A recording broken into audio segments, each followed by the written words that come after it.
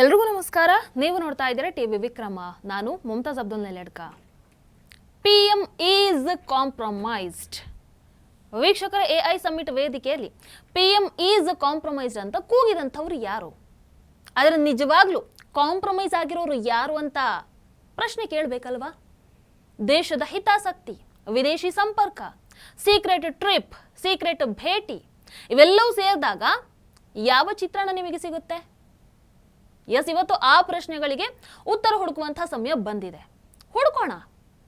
ವೀಕ್ಷಕರ, ಕಾಂಗ್ರೆಸ್ನ ಶರ್ಟ್ಲೆಸ್ ಕಾರ್ಯಕರ್ತರು, ರಾಹುಲ್ ಇಟಲಿಯ ಬಬ್ಬರ್ ಶೇರ್ಸ್ಗಳು, ರಾಹುಲ್ ಇಟಲಿನೇ ಹೇಳಿರುವಂಥದ್ದು. ಸೊ ಈ ಮರ್ಯಾದೆ ಇಲ್ಲದಂತಹ ವ್ಯಕ್ತಿಗಳು AI ಸಮ್ಮಿಟ್ ಅಲ್ಲಿ PM ಈಸ್ ಕಾಂಪ್ರಮೈಸ್ಡ್ ಅನ್ನುವಂತಹ ಘೋಷಣೆಗಳನ್ನ ಕೂಗ್ತಾರೆ. ಆದ್ರೆ ನಿಜವಾದ ಕಾಂಪ್ರಮೈಸ್ ಯಾರು ಮಾಡಿದ್ದಾರೆ ಅನ್ನುವಂಥದ್ದು ಗೊತ್ತಾ ನಿಮಗೆ? ಅದು ಕೂಡ ತಮ್ಮದೇ ದೇಶವನ್ನ, ಅಂದ್ರೆ ಭಾರತವನ್ನ ವಿದೇಶಿ ಕೈಗಳಿಗೆ ಒಪ್ಪಿಸಿ ಯಾರು ಮಂಡಿಯೂರಿದ್ದಾರೆ, ಯಾರು ಕಾಂಪ್ರಮೈಸ್ ಆಗಿ ವಿದೇಶಿ ಶಕ್ತಿ ಎದುರು ಕುಣಿತಾ ಇದ್ದಾರೆ ಅನ್ನುವಂಥದ್ದನ್ನ ಹೇಳ್ತೀನಿ ನಾನಿವತ್ತು. ಕಾಂಗ್ರೆಸ್ ಪಕ್ಷದ ಯುವ ನಾಯಕ ಅಂತ ಕರೆಸಿಕೊಳ್ಳುವಂತಹ ರಾಹುಲ್ ಇಟಲಿಯ ಪೊಲಿಟಿಕಲ್ ಟ್ರ್ಯಾಕ್ ಅನ್ನು ನೀವು ಒಂದು ಬಾರಿ ನೋಡಿದ್ರೆ ಅವರ ಪೂರ್ತಿ ರಾಜಕೀಯ ಜೀವನ ಒಂಥರ ವಿದೇಶಿ ಶಕ್ತಿಗಳಿಗೆ ಮೀಸಲಿರೋ ಹಾಗೆ ಕಾಣಿಸುತ್ತೆ. ನಾನೇ ರಾಹುಲ್ ಇಟಲಿಯ ಸೀಕ್ರೆಟ್ ಫಾರಿನ್ ಟ್ರಿಪ್ ಆಗಿರ್ಬೋದು, ಭಾರತ ವಿರೋಧಿ ನಡೆ ಆಗಿರ್ಬೋದು, ಭಾರತ ವಿರೋಧಿಗಳ ಭೇಟಿ ಆಗಿರ್ಬೋದು, ಇವೆಲ್ಲವನ್ನ ಬಹಳಷ್ಟು ಕಾರ್ಯಕ್ರಮಗಳಲ್ಲಿ ಎಕ್ಸ್ಪೋಸ್ ಮಾಡಿ ಹಾಕಿದ್ದೀನಿ. ಆದರೆ ಯಾರು ಎಷ್ಟೇ ಅವರ ವಿಚಾರವಾಗಿ ಎಕ್ಸ್ಪೋಸ್ ಮಾಡಲಿ, ಆದರೆ ರಾಹುಲ್ ಇಟಲಿಯ ಈ ಒಂದು ಸಸ್ಪೀಷಿಯಸ್ ವ್ಯಕ್ತಿಗಳನ್ನ ಭೇಟಿ ಮಾಡುವಂತಹ ಕಾರ್ಯ ನಿಲ್ತಾನೆ ಇಲ್ಲ. ವೀಕ್ಷಕರ, ರಾಹುಲ್ ಇಟಲಿ ಯಾವಾಗೆಲ್ಲ ವಿದೇಶಿ ಪ್ರವಾಸಕ್ಕೆ ಹೋಗ್ತಾರೋ ಪ್ರತಿ ಸರ್ತಿ ಕೂಡ ಒಂದು ಪ್ಯಾಟರ್ನ್ ಇರುತ್ತೆ, ಸೇಮ್ ಪ್ಯಾಟರ್ನ್. ಭಾರತ ವಿರೋಧಿ ಶಕ್ತಿಗಳನ್ನ ಭೇಟಿ ಮಾಡ್ತಾರೆ, ತಮ್ಮ ಉಪನ್ಯಾಸಗಳಲ್ಲಿ ಭಾರತವನ್ನ ಕೆಟ್ಟದಾಗಿ ತೋರಿಸ್ತಾರೆ, ಭಾರತವನ್ನ ಕೆಳಗೆ ಹಾಕ್ತಾರೆ. ಆಮೇಲೆ ಅದೇ ವಿದೇಶಿ ನೆಟ್ವರ್ಕ್ಗಳನ್ನ ಬಳಸ್ಕೊಂಡು ಭಾರತದ ಒಳಗೆ ಬಂದು ಒಂದು ಹೊಸ ನರೇಟಿವ್ ಅನ್ನು ಸೃಷ್ಟಿ ಮಾಡ್ತಾರೆ, ಹೊಸ ಗೊಂದಲಗಳನ್ನು ಸೃಷ್ಟಿ ಮಾಡ್ತಾರೆ, ಒಂದು ಹೊಸ ಸಮಸ್ಯೆಗೆ ನಾಂದಿಯನ್ನ ಹಾಡ್ತಾರೆ. ಏನೋ ಒಂದು ತೊಂದರೆ ಆಗುತ್ತೆ ಅವರು ವಿದೇಶಕ್ಕೆ ಹೋಗಿ ಬಂದ ನಂತರ ನಮ್ಮ ದೇಶದ ಒಳಗೆ. ಆಮೇಲೆ ಅವರು ಫಾರಿನ್ ಟ್ರಿಪ್ ಅನ್ನು ನೋಡಿದ್ರೆ ಯಾವಾಗ್ಲೂ ಅದು ಸೀಕ್ರೆಟ್ ಆಗಿ ಇರುತ್ತೆ, ಸರಿಯಾದ ಅಧಿಕೃತ ದಾಖಲೆಗಳಿರಲ್ಲ, ಭಾರತೀಯ ಭದ್ರತಾ ಸಂಸ್ಥೆಗಳಿಗೆ ಸಂಪೂರ್ಣ ಮಾಹಿತಿಯನ್ನು ಕೊಡಲ್ಲ, ಏನಿಲ್ಲ. ಬೇಕಾದ್ರೆ ಒಂದಷ್ಟು ಘಟನೆಗಳನ್ನೇ ನೆನಪಿಸ್ತೀನಿ ನಿಮಗೆ. 2008ರಲ್ಲಿ ನಡೆದಂತಹ ಬೀಜಿಂಗ್ ಒಪ್ಪಂದ, ಗಾಂಧಿ ಕುಟುಂಬ ಎಲ್ಲಾ ರಾಜತಾಂತ್ರಿಕ ಅಂದ್ರೆ ಡಿಪ್ಲೊಮ್ಯಾಟಿಕ್ ಪ್ರೋಟೋಕಾಲ್ ಅನ್ನ ಪಕ್ಕಕ್ಕೆ ಇಟ್ಟು ಚೈನೀಸ್ ಕಮ್ಯುನಿಸ್ಟ್ ಪಾರ್ಟಿ ಜೊತೆಗೆ ಒಂದು ಸೀಕ್ರೆಟ್ ಕನ್ಸಲ್ಟಿವ್ ಮೆಕ್ಯಾನಿಸಮ್ಗೆ ಸೈನ್ ಅನ್ನ ಹಾಕ್ತಾರೆ. ಒಂದು ದೇಶೀಯ ರಾಜಕೀಯ ಪಕ್ಷಕ್ಕೆ ಅಂದ್ರೆ ಕಾಂಗ್ರೆಸ್ ಪಕ್ಷಕ್ಕೆ ಒಂದು ವಿದೇಶಿ ಪಕ್ಷದ ಜೊತೆಗೆ ಇಂತಹ ಒಪ್ಪಂದ ಮಾಡುವಂತಹ ಅಗತ್ಯ ಏನಿತ್ತು? ಈ ಪ್ರಶ್ನೆ ಅವತ್ತು ಕೂಡ ಹೇಳ್ತು. ಅಂಡ್ ಇದನ್ನ ರಾಜತಾಂತ್ರಿಕ ನಡೆ ಅಂತ ದಯವಿಟ್ಟು ಅಂದ್ಕೊಳ್ಬೇಡಿ. ತಮ್ಮ ವಂಶ ಪಾರಂಪರ್ಯ ರಾಜಕೀಯವನ್ನ ಉಳಿಸ್ಕೊಳ್ಳೋದಕ್ಕೆ ಹೊರಗಿನವರ ಬೆಂಬಲವನ್ನು ಹುಡುಕ್ತಾ ಇರುವಂತದ್ದು ಇದು. ಅಂದ್ರೆ ದೇಶದ ಹಿತಾಸಕ್ತಿಗೆ ಪೆಟ್ಟು ಬಿದ್ರೂ ಪರವಾಗಿಲ್ಲ, ಭಾರತಕ್ಕೆ ಏನಾದ್ರೂ ಪರವಾಗಿಲ್ಲ, ನಾವು ನಮ್ಮ ರಾಜಕೀಯ ಚೆನ್ನಾಗಿರಬೇಕು, ಇದಿಷ್ಟೇ ಅವರ ಉದ್ದೇಶ. 2017ರ ಡೋಕ್ಲಾಮ್ ಸ್ಟ್ಯಾಂಡ್ ಆಫ್ ಸಮಯದಲ್ಲಿ ಭಾರತೀಯ ಸೇನೆ ಅದೇ ರೀತಿ ಚೈನಾ ಮಧ್ಯೆ ಒಂದು ಉದ್ವಿಗ್ನ ಪರಿಸ್ಥಿತಿ ಅವತ್ತು ನಿರ್ಮಾಣ ಆಗಿತ್ತು. ಅದೇ ಸಮಯದಲ್ಲಿ ರಾಹುಲ್ ಇಟಲಿ ಹೋಗಿ ಚೈನಾದ ರಾಯಭಾರಿಯನ್ನ ಭೇಟಿ ಮಾಡ್ತಾರೆ. ರಾಷ್ಟ್ರೀಯ ಭದ್ರತಾ ಸಂಕಷ್ಟದ ಮಧ್ಯೆ ಕೂಡ ರಾಹುಲ್ ಇಟಲಿಯ ಈ ಭೇಟಿ ಅಂಡ್ ಆ ಭೇಟಿ ಮಾಡಿದ ಸಮಯ ಮತ್ತದರ ಹಿಂದಿನ ಉದ್ದೇಶ ದೊಡ್ಡ ಚರ್ಚೆ ಆಯಿತು. ಚೈನಾ ಜೊತೆಗೆ ಹೊಂದಾಣಿಕೆ ಅವರಿಗೆ ರಕ್ತಗತವಾಗಿ ವಂಶ ಪಾರಂಪರ್ಯವಾಗಿ ಹೆಂಗು ಬಂದಿದೆಯಲ್ವಾ? ಯಾಕಂದ್ರೆ ಜವಾಹರ್ಲಾಲ್ ನೆಹರು ಪ್ರಧಾನಿ ಆಗಿದ್ದಂತಹ ಸಂದರ್ಭದಲ್ಲಿ ಚೈನಾ ಭಾಯ್ ಭಾಯ್ ಅಂತ ಅದೇ ಚೈನಾ ಎದುರು ಭಾರತವನ್ನು ಸೋಲಿಸ್ಬಿಡ್ತಾರೆ. ಇನ್ನು ಅಯ್ಯೋ ಅಲ್ಲಿ ಒಂದು ಹುಲ್ಲು ಕಡ್ಡಿ ಕೂಡ ಬೆಳೆಯಲ್ಲಪ್ಪ ಅಂತ ಹೇಳಿ ಅಕ್ಸಾಯ್ ಚಿನ್ನನ ಚೈನಾಗೆ ಚಿನ್ನದ ತಟ್ಟೆಯಲ್ಲಿಟ್ಟು ಕೊಡ್ತಾರೆ. ಇವತ್ತಿಗೂ ಅದು ಭಾರತದ ಅವಿಭಾಜ್ಯ ಅಂಗಾನೆ. ಆದ್ರೆ ಚೈನಾ ಅಕ್ರಮವಾಗಿ ಆಕ್ರಮಿಸ್ಕೊಂಡಿದೆ. ಕೃಪೆ ಜವಾಹರ್ಲಾಲ್ ನೆಹರು ಅವರಿಗೆ ಸಲ್ಲಬೇಕು. ಆಯ್ತು, ನೆಹರು ಬಿಟ್ಟು ಮತ್ತೆ ರಾಹುಲ್ ಇಟಲಿ ವಿಚಾರಕ್ಕೆ ಬರೋಣ. ರಾಹುಲ್ ಇಟಲಿಯ ಸೀಕ್ರೆಟ್ ಫಾರಿನ್ ಟ್ರಿಪ್ ಬಗ್ಗೆ ಮಾತಾಡೋಣ. CRPF ನ VVIP ಭದ್ರತಾ ಪ್ರೋಟೋಕಾಲ್ ಉಲ್ಲಂಘನೆ ಮಾಡಿದ್ದಾರೆ ಅನ್ನುವಂತಹ ವರದಿಗಳಿದ್ದಾವೆ ರಾಹುಲ್ ಇಟಲಿ ಮೇಲೆ. ಯೆಲ್ಲೋ ಬುಕ್ ಪ್ರೋಟೋಕಾಲ್ ಅನ್ನ ಪದೇ ಪದೇ ಉಲ್ಲಂಘನೆ ಮಾಡಿ ಯಾವುದೇ ಮಾಹಿತಿಯನ್ನ ಕೊಡದೆ ವಿದೇಶಿ ಪ್ರವಾಸವನ್ನ ಕೈಗೊಳ್ತಾರೆ ಅನ್ನುವಂತಹ ಆರೋಪ ಕೂಡ ರಾಹುಲ್ ಇಟಲಿ ಮೇಲೆ ಇದೆ. 2015ರಿಂದ 2019ರವರೆಗೆ 247 ವಿದೇಶಿ ಪ್ರವಾಸಗಳನ್ನ ರಾಹುಲ್ ಇಟಲಿ ಕೈಗೊಂಡಿದ್ದಾರೆ ಅನ್ನುವಂಥದ್ದನ್ನ ಗೃಹ ಸಚಿವಾಲಯದ ಡೇಟಾ ಉಲ್ಲೇಖ ಮಾಡುತ್ತೆ.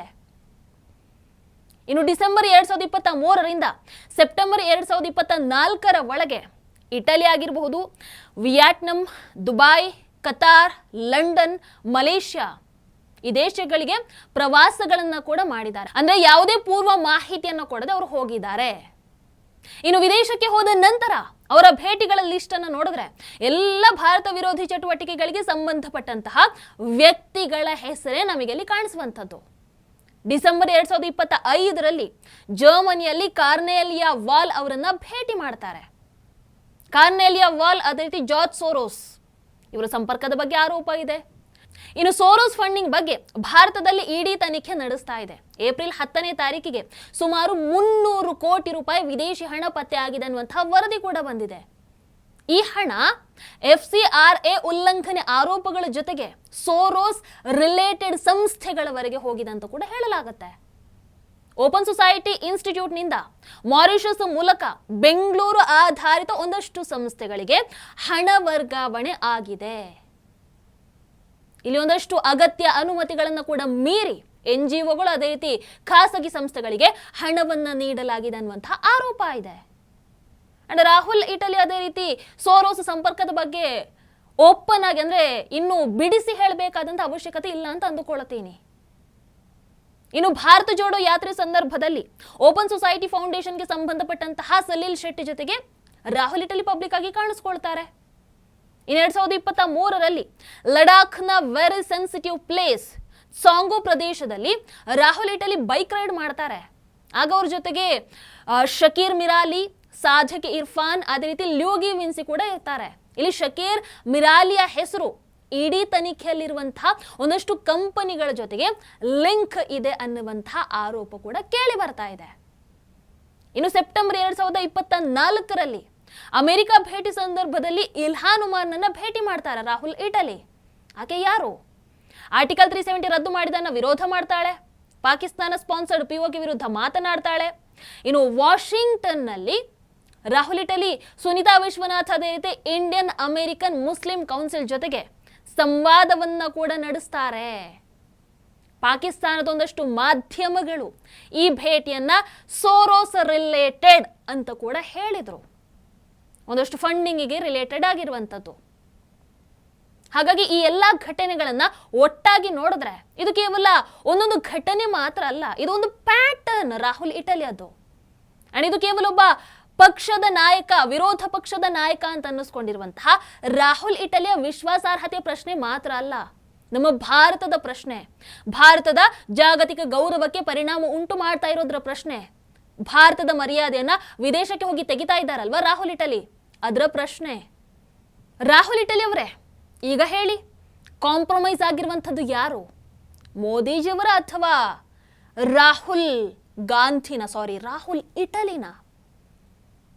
ನಿಮ್ಮ ರಾಜಕೀಯ ಟ್ರ್ಯಾಕ್ ರೆಕಾರ್ಡ್ ಅನ್ನು ನೋಡಿದ್ರೆ ಮತ್ತೆ ಮತ್ತೆ ಮತ್ತೆ ಮತ್ತೆ ನಮ್ಮ ದೇಶದ ಹಿತಾಸಕ್ತಿಗೆ ಧಕ್ಕೆ ತರುವಂತಹ ಕೆಲಸವನ್ನೇ ಮಾಡ್ತಾ ಇದ್ದೀರಾ. ಯಾಕೆ?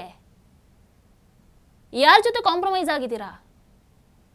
ಜಾಗತಿಕ ಮಟ್ಟದಲ್ಲಿ ತೊಂದರೆ ಕೊಡ್ತಾ ಇರುವಂತದ್ದು ಯಾರು ನಮ್ಮ ಭಾರತಕ್ಕೆ? ಮೋದಿಜಿಯವರ ರಾಹುಲ್ ಇಟಲಿನ? ವೀಕ್ಷಕರ, ರಾಹುಲ್ ಇಟಲಿ ಅದೇ ರೀತಿ ಕಾಂಗ್ರೆಸ್ AI ಸಮಿಟ್ ಅಲ್ಲಿ ಶರ್ಟ್ ತೆಗೆದು ಪ್ರತಿಭಟನೆ ಮಾಡಿದವರನ್ನ ಮಹಾತ್ಮ ಗಾಂಧಿ ಜೊತೆಗೆ ಹೋಲಿಕೆ ಮಾಡ್ತಾರೆ. ಅಂದ್ರೆ ಮಹಾತ್ಮ ಗಾಂಧಿಯವರ ಆದರ್ಶಗಳು ಅದೇ ರೀತಿ ಇವರ ಈ ಶರ್ಟ್ ಲೆಸ್ ಪ್ರತಿಭಟನೆ ಅಂದ್ರೆ ಇವರ ಆದರ್ಶಗಳು ಒಂದೇ ಅಂತ ಹೇಳ್ತಾ ಇದ್ದಾರೆ. ಇದು ಮಹಾತ್ಮ ಗಾಂಧಿ ಅವರಿಗೆ ಮಾಡುವಂತ ಅವಮಾನ ಅಲ್ವಾ?